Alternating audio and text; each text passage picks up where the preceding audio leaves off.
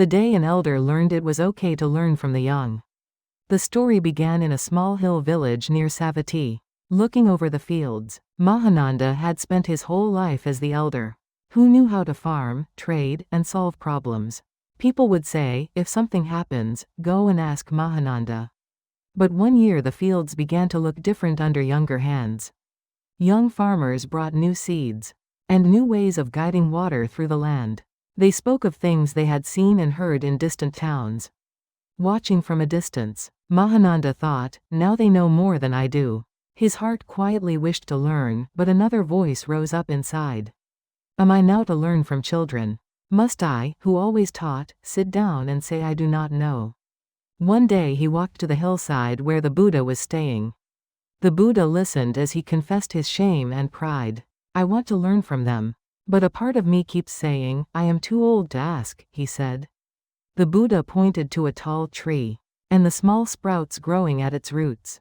This great tree has lived through many seasons, he said.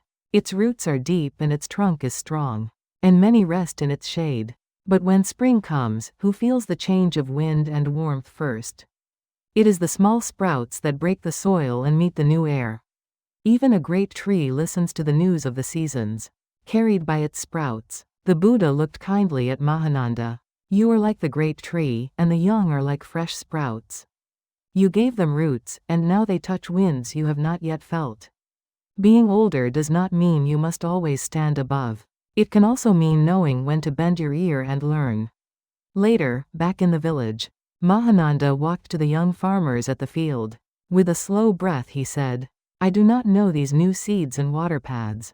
If you are willing, please teach me what you have learned. Their faces lit up with gentle surprise and joy. They said, it would honor us to share this with you. That evening Mahananda felt not smaller, but more together with them. Tonight, if you feel too proud or too shy to learn from the young, let this story rest beside you. It is not a loss of dignity to learn. It is how old roots and new sprouts grow into one forest.